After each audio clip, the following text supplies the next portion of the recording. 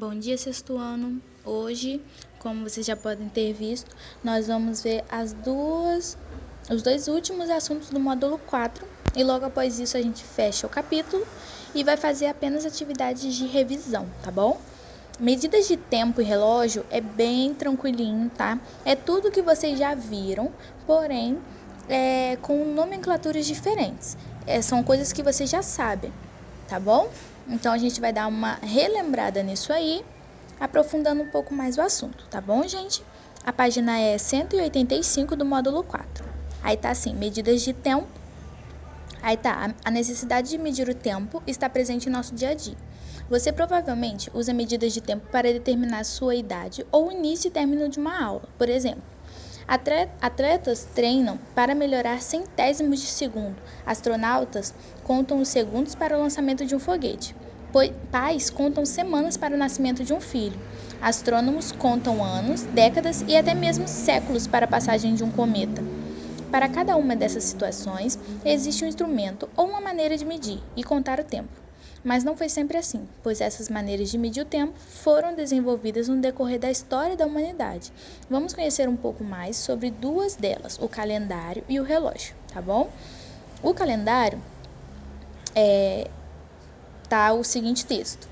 O ser humano percebeu o ciclo da natureza observando determinados fenômenos, como o desabrochar das flores, a migração das aves, as fases da lua ou a temporada das chuvas. Para estabelecer a duração de um dia e de um ano, ele tomou como base as observações dos movimentos do nosso planeta. A rotação, que é o movimento que a Terra faz em torno dela mesma, corresponde a um dia. Então, quando a Terra completa uma volta em torno de si mesma, esse período se chama dia.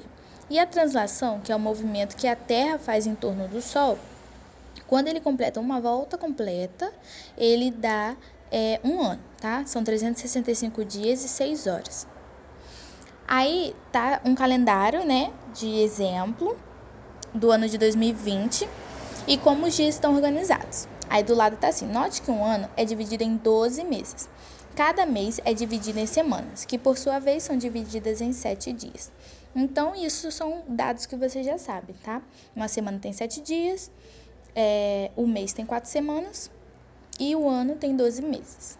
O período de 2 meses corresponde a um bimestre, e de 3 meses a um trimestre, e o de 6 meses a um semestre.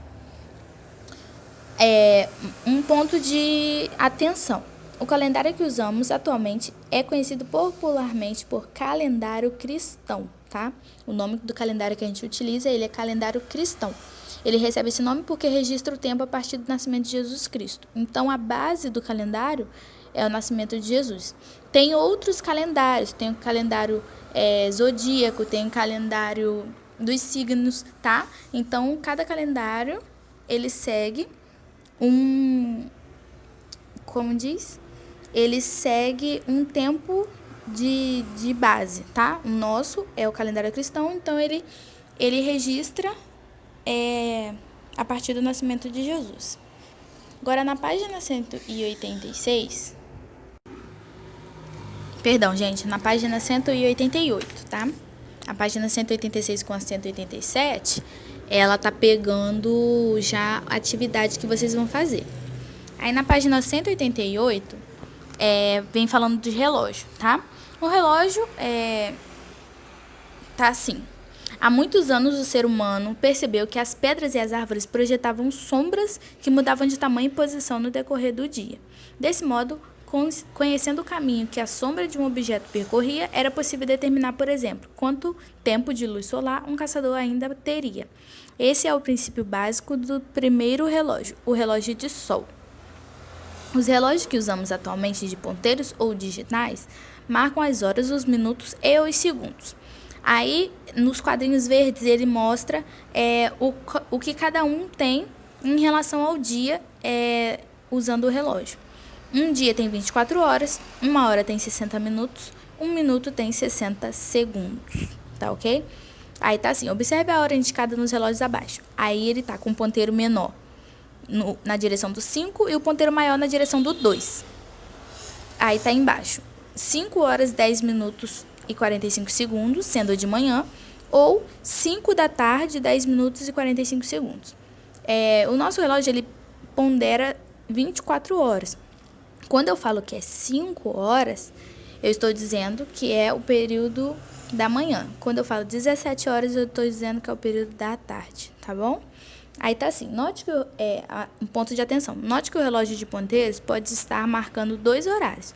Um antes das 12 horas, que é o sistema AMPM, né, o de 12 horas, e outro depois das 12 horas. Em geral, para identificar um horário depois das 12, em um relógio de ponteiro, usamos a expressão da tarde ou da noite.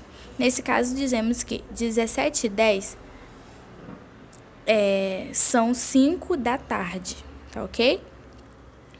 Aí tá assim, relógio do céu. Para indicar melhor suas direções, os pilotos de avião imaginam um enorme relógio de ponteiros no céu, cujo centro é o próprio avião, apontando com seu nariz para o número 12. Assim, se um piloto diz montanha às 2 horas, todos sabem exatamente para onde olhar. Costumo caminhar, aí tem um exemplo embaixo, costumo caminhar em um parque circular, ou seja, no formato do relógio. Quando caminha no sentido horário, quando a gente fala sentido horário, é o sentido que o relógio faz, tá, gente? Então, do jeito que o ponteiro anda, é do jeito que você vai ir no sentido. Levo 75 minutos para dar uma volta completa, mas quando vou no sentido anti-horário e mantenho o mesmo ritmo, completo o percurso em 1h15. Por quê? Aí vocês vão responder, tá? Vão fazer esse desafio aí. E juntamente com a atividade que eu passei. A página 187 e 186 tem uma linha do tempo e tem 2 perguntas na página 187 para vocês responderem, tá bom?